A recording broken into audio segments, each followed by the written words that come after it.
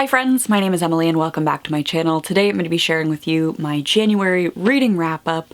So once again, the month started strong and petered out. I was feeling really good about what I had accomplished in terms of like the goals that I had set for myself and like the no-buy year, pulling things from my TBR, all of that was going really well. It's not like I fell off of all of my goals, but I also just sort of stopped reading at some point when things got really busy. So the first thing that I finished in January is The Winter of the Witch by Katherine Arden. So this is the third book in a trilogy. It was a highly anticipated read. I had it on my TBR last year. I never got to it. I prioritized it this year to finally finish the series. And I have to say that I was a little bit worried because I loved the first book.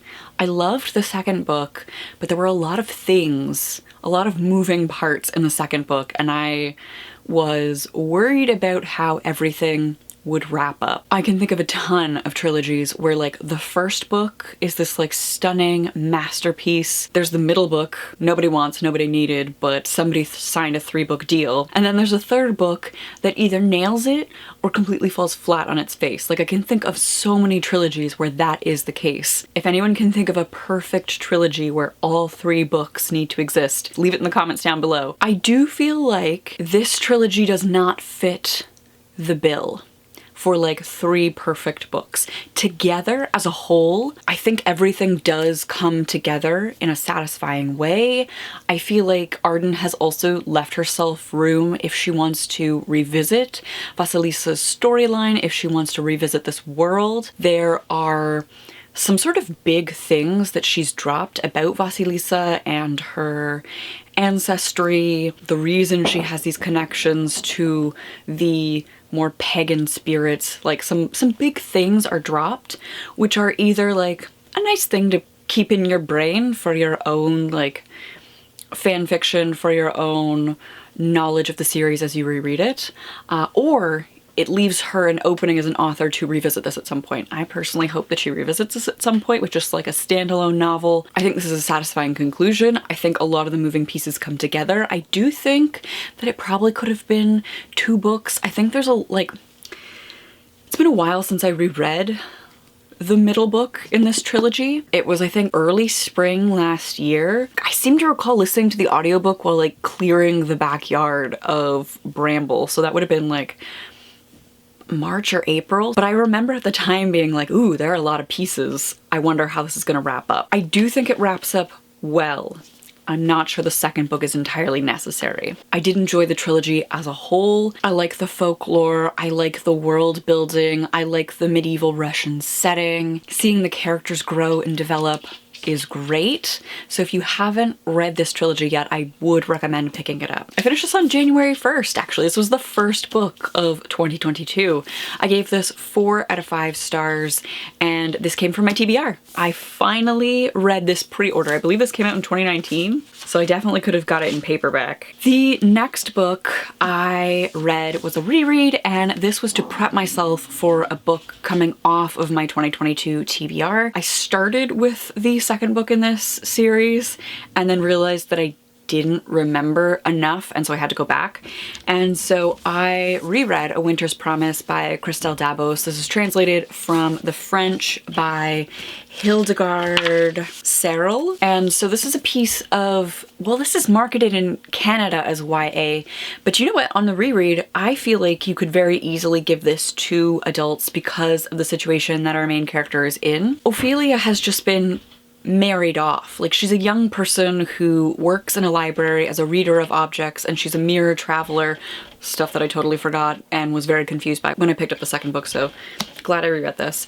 And she's been set up in this political marriage to this sort of grumpy puss named Thorn, who is sort of on the fringes of his society. So there are different magical clans in his island. Part of his bloodline has been like socially disgraced, and they have a word for it, but they've basically been kicked out of society and they live in the wild now. So he's a little bit of a controversial figure, and he's very surly, but he's very good at his job. So it's a bizarre marriage that was put together by the family spirits of two separate islands. I feel like this is still true. I got Miyazaki vibes. I don't remember what I gave this the first time, but I gave it 4 out of 5 stars on this reread.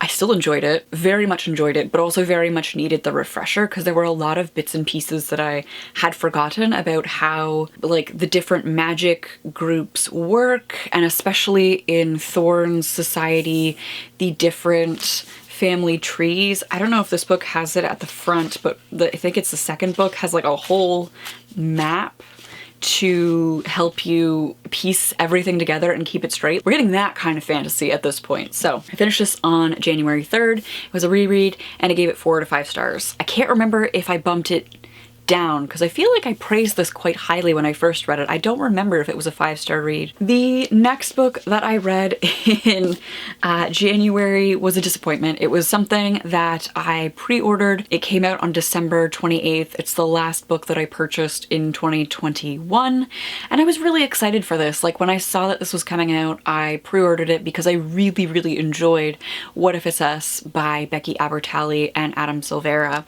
And this is the sequel that I thought I wanted, but definitely didn't need.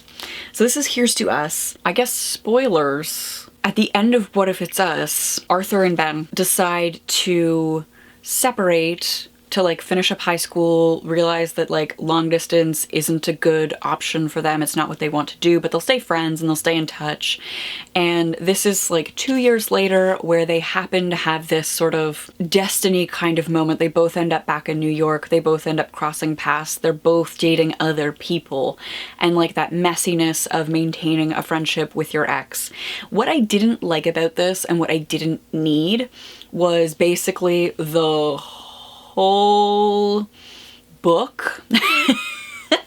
What I liked about this was the epilogue. We get 2 epilogues, one set 6 years later and 8 years later. What I needed, what I want, is the epilogue in like a short story. I want like a Love Creekwood that's just short stories of these 2 characters 6 years down the road, 8 years down the road. What I didn't need was like the 400 pages of them being really indecisive and whiny and pining for each other and treating their partners kind of shittily because neither of them has had an honest conversation with the other. Like, I didn't need it. It was very repetitive. It didn't add anything, especially because I think from the start, these characters very much believe in destiny, and they have this clandestine meeting in the post office, and then the universe just keeps bringing them together. And so I kind of knew that because the characters were unhappy throughout the story, the text proper,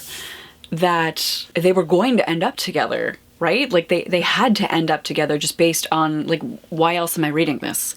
If we're going to read 400 pages of them being unhappy and then not getting together at the end, what have you done? Why did you publish this? Who published this? So, I mean, spoilers, they're going to get back together. It's going to be cute. And I realized I really wanted this. I was so excited for this, and I didn't need it. It's the sequel that I didn't need. The epilogue, thank you. Thank you, Albertalli and Silvera, for putting that in the universe. That's all I needed. That's all I wanted as a like short addition to What If It's Us, which I believe was perfect exactly the way it was. It was a great like hot summer romance between 2 young people, destiny, they find each other, they really connect emotionally, and then realistically separate to go back to their hometowns in, I think, different states, to finish up high school, to go to university. Like, it is realistic. Like, What If It's Us, I think, was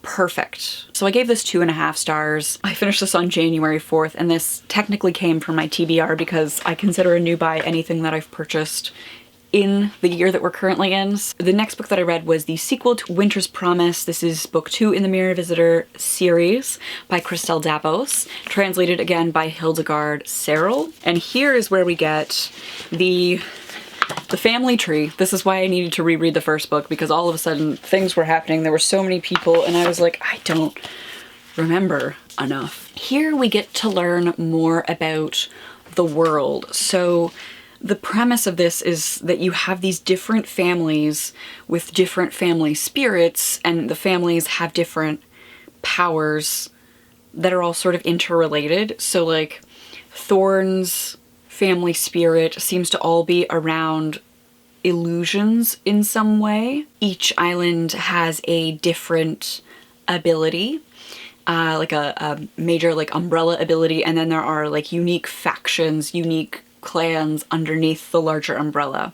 So here we're seeing the family spirit Farouk, who is this giant, old, forgetful person. The family spirits negotiated this relationship, and there's something sketchy happening. Each of the family spirits have these old books that are impossible to read. Readers like Violet, who can pick up an object and read its history, read the history of who has interacted with the object, who created the object. The marriage was arranged by the spirits so that they could combine Ophelia's good reading of objects with Thorne's unnatural memory, and that this object could be read, piecing together like what has happened with this world. Some of the family spirits, their real names are like Greek and Roman god names, Norse god names, like they're old mythology god names. So I'm curious to see how this all comes together in books 3 and 4. So I have book 3. I would like to get to that very soon while this is still fresh in my mind. And then book 4, if I finish book 3 and I can find a physical copy in store, because that's one of my no-buy rules, I have to find the book. None of this like willy-nilly order it to my house and by the time it arrives, I'm not interested in anymore. I would like to finish this series this year. Like I'm interested. Also at this point, it very much doesn't feel like YA. Like Indigo has all 4 of these in the YA section. I am curious about that. Like not because they're sexy or they're graphic. Like Sarah J Maas is in the teen section, and it's also been moved into the adult fantasy section. That should have been new adult fantasy proper versus young adult. There's nothing sexy about this that would prevent it from being marketed as YA, but I'm curious about the choice because these characters are like fully adult, they are married, they're running around like courts, negotiating political situations, in-laws, like very much not a typical high schooler's experience in 2022. So I'm curious about the choice to market this, and I would recommend it if it's on your radar. Try and find a copy at the library, give it a little sampling, because it's interesting. So I gave that 4 out of 5 stars. I finished it on January 8th and it came from my TBR. So doing pretty good about crushing my TBR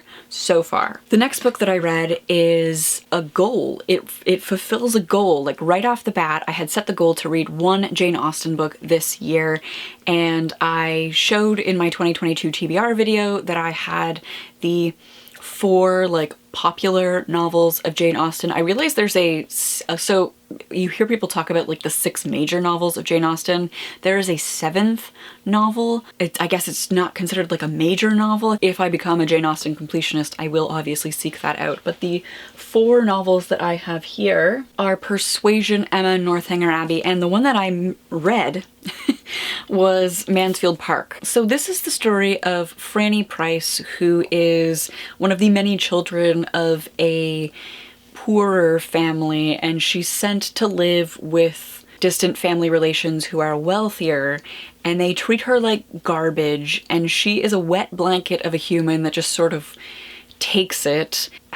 I found this one a little bit frustrating because I think out of all the Jane Austen characters that I've encountered so far, I think I'm a Franny. I think that's in part why I don't like it, because I'm picturing myself in this situation, and if somebody had taken me in, I would definitely be the like, oh thank you for letting me have your breadcrumbs, oh I'm sorry I'm an inconvenience. Like I feel like I would definitely be that sort of house guest, like feeling like a burden the whole time. Like I don't think I'm a Lizzie Bennet. I don't think I'm a Marianne. Do you know what I mean? Like, I'm thinking of the characters that I've already read, and so many of them have this gumption that I don't trust myself to have. Like, I truly think I find Franny disappointing because I see a little too much of myself in her. Maybe I'm selling myself short, but there were moments where I was like, oh no, I hate that you're doing that, but I could see myself doing that. I found her romantic interest to be not that satisfying. Overall, I just feel really bad for Franny. Like, she just gets screwed over at like every moment. The one part of this novel that I really liked was at the ending, they're like, and this person who is a piece of shit had this bad thing happen to them, and this person who was also shitty had this bad thing happen to them, and they just like go through this list of like, you know, at the end of some movies, they're like, and this person went on to be valedictorian, and this person went on to start a successful business. I really appreciated that. I had a good chuckle at that. Fuck Mrs. Norris. Oh my gosh, every time she talked, I was like, holy shit, you are a terrible person. You are a garbage human. Overall, I am happy that I achieved the goal of reading one Jane Austen. I might try and get a second Jane Austen in this year. We'll see. I gave this 3 out of 5 stars. Not my favorite by Jane Austen so far. I do think I enjoy Pride and Prejudice and Sense and Sensibility more, just because I liked the characters in that more. I finished this on January 10th, and this came from my TBR. Then, I don't know where the dust jacket is. I'm always losing dust jackets. I finished The Long Walk by Richard Bachman, aka Stephen King. This is a patron book club book, so I'm reading through Stephen King's books in publication order with the Red Rum Book Club. That book club is remaining patron exclusive. The live show for it is actually today, on the day that I'm filming this, in a couple of hours. This was an interesting reread for me. I read this as a very, very young person. Would have had to be like 11.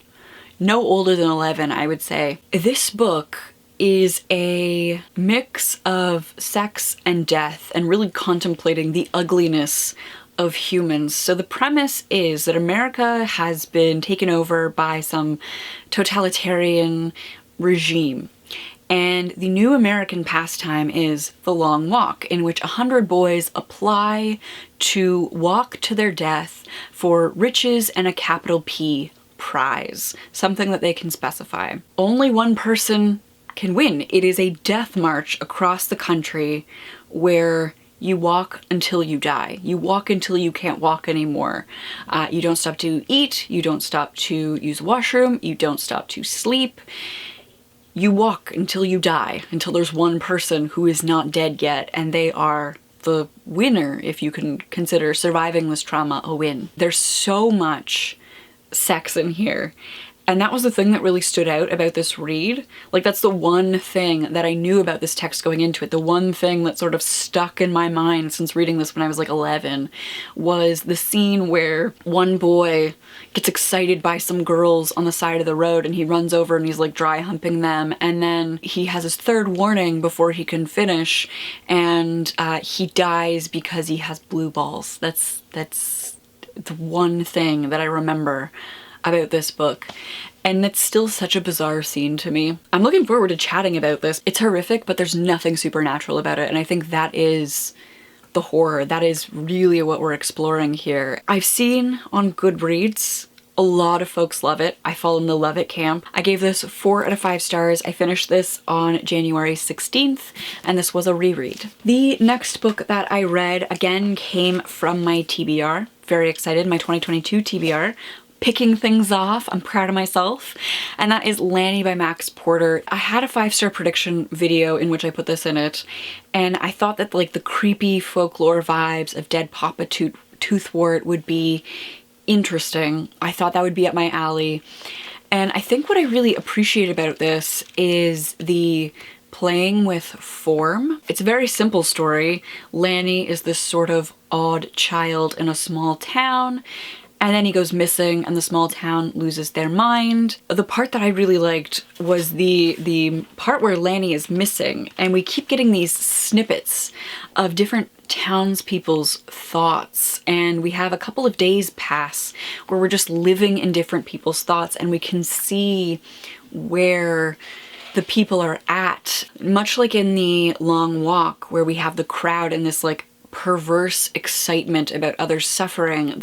The town here has this perverse interest in the scandal. What happened to this child? Was he kidnapped? Was he raped and murdered? Was it his parents? Was it his teacher? Do you know what I mean? Like there's this perverse interest in the tragedy of a small child being missing.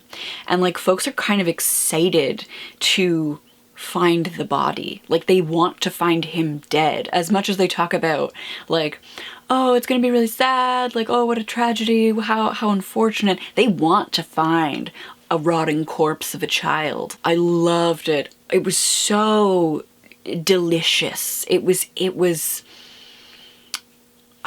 gorgeous. It was a gorgeous read, creepy, kind of morbidly curious. I almost feel like if you are a fan of Stephen King, even though Stephen King is very much like pulp fiction, I think if you like stories of like children, supernatural question mark, that like ambiguous aspect of it, the ugliness of humans, like I can see some crossover between Stephen King fans and this book. I will say that it is more formally challenging, just it almost reads more like poetry in some places. There's some playing with form, especially at the beginning when we're getting Papa Toothwort. He's sort of digesting the thoughts that are flowing through people's heads, and we have text oddly spaced out on the page and like sometimes overlapping as the thoughts cross into Papa Toothwort's mind simultaneously, and so you can read certain sentences in different orders and get different meanings out of it. I gave Lanny 5 out of 5 stars. I finished this on January 18th, and this came from my TBR. And it has been on my TBR for a while. I picked this up when I was still an Indigo employee. This was an ARC from 2019, so I had access to this before it was out. Then, in preparation for The Long Walk, I reread The Lottery by Shirley Jackson. This is probably her most famous short story. It's about a lottery in which... Nope, I'm not gonna say anything. You either know or you don't know. I don't want to spoil it for you. There is mention of a Shirley Jackson story in The Long Walk, and I wanted to reread it. I think, again, we're looking at sort of the horrors of humanity and what we are willing to go along with in the space of a crowd, that sort of group think. I'm hoping to pull this into the discussion tonight, so. It's not my favorite of her works. Like, I think maybe because I had it spoiled for me before I read it. Like, I was like, ooh, here's this big hyped text by Shirley Jackson. I mean, it's fine. It's Shirley Jackson. I like her writing. I gave it 3 out of 5 stars. I finished it on January 25th, and that was a reread for me. And the last book that I read is The Ocean at the End of the Lane by Neil Gaiman. This is the February small book club book. So I host 2 book clubs. This is the second book club. So voting patrons submit books, and then they vote on the books. Then the book that was chosen for February is this tiny piece of fantasy literature. The live stream discussion for this is open to everyone, and we will be meeting to discuss the book on Saturday, February 26th at 4 p.m. EST. I will be posting throughout February as we get to this, which is why I wanted to read this first. I do plan on rereading this to put the show notes together and to prepare for this live stream. I usually read the books twice, but I definitely wanted to get ahead of the book club so that I can start posting about it in February with discussion questions that are hopefully fruitful. This is a book about a man who returns home for a funeral and feels drawn to visit a friend's house in childhood. He had a friend named Letty. She and her mother and grandmother lived at the house at the end of the lane, and they had a pond in their backyard that Letty called the ocean, hence the title Ocean at the End of the Lane. And we get to bear witness to him remembering his childhood. This is the only new buy for this month, which means I'm sticking to my no buy rules. I'm allowing myself to purchase book club books because I want to write in them and have as much time as I want with them. No library is going to let you write in their books and then also keep them for 2 months. I finished this on January 25th and I'm excited to chat with you all about this book. Those are the 9 books that I read in January. It's quite the stack. See what I mean about the front half of January being really like loaded, and the back half of January I kind of like I started doing like the work for the Long Walk live show, and then once I started doing like the research and the writing for that, the books got a lot smaller. The other thing that I'm reading but not finished yet is Outlander by Diana Gabaldon. Editing Emily here. I just wanted to update you. I did in fact finish Outlander at the end of January, and I have thoughts. I was gonna just sort of throw this away as like a comfort read and just, I read it, whatever. I have more thoughts on this than I thought I would.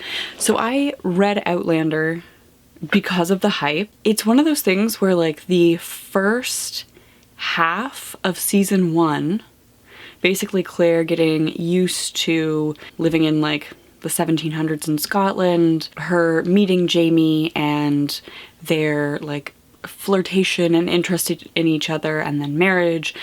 All of that I find very cute and cozy. The back half of the novel, just like the back half of the television season, when it starts getting more political and more violent, I lose interest in it. Like I've rewatched the first half of the season where like they meet and it's cute many times, and like I'm like, okay, this time I'll make it to season 2, this time I'll make it through, and no. And the same goes through for the book. Like I have read the first half of this book multiple times. This is only the second time that I've completed the book because there's something very compelling about the concept and about the chemistry between the characters. The back half of this book is just horrific, like absolutely horrific. Trigger warnings for sexual assault and like really graphic descriptions of like bodily violence and